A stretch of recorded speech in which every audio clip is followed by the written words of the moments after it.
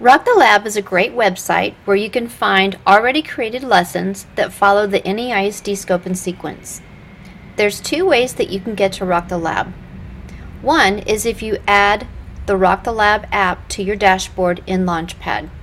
All you have to do is click on the plus sign, go to the NEISD library, and search for Rock the Lab. Click on the plus sign, and then it will be added to your dashboard. So now when you click on it, it takes you straight to the website. There's no login required.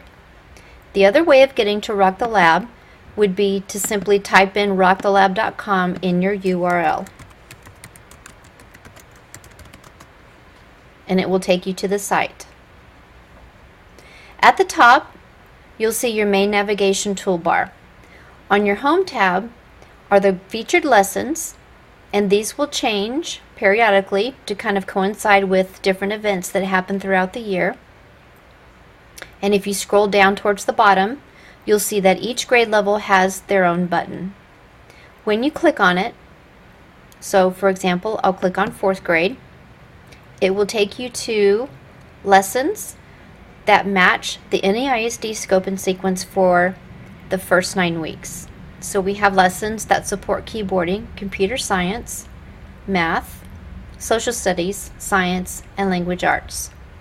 We have the lesson link on top and then the TEK that it supports right underneath it. So to open a lesson, all you have to do is click on the image. In this case, I clicked on a HyperDoc and it's forcing me to make a copy.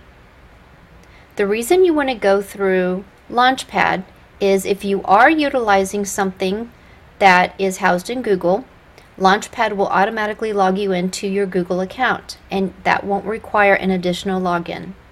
So now I can click on Make a Copy, and now this is my copy of the activity that I can do.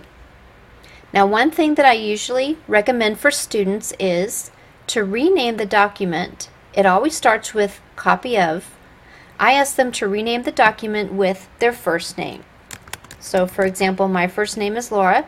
I would put in Laura, and then I have the title of the activity.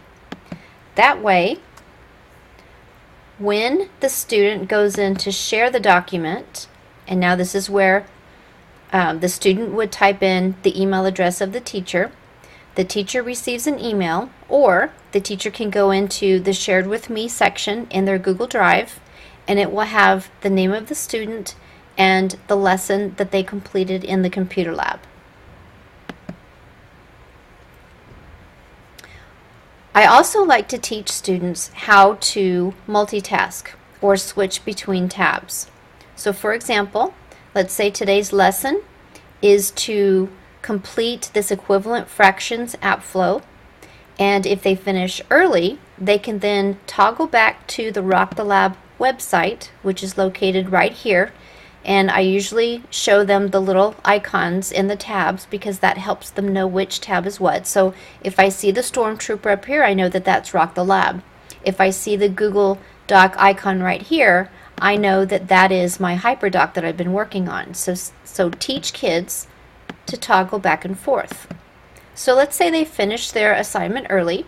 They can always go back to Rock the Lab, and they can have a choice of practicing keyboarding or maybe doing a little bit of coding on the code.org website. It's strictly up to you as far as what you want your students to do that day. But this is a nice resource and a nice alternative to iStation.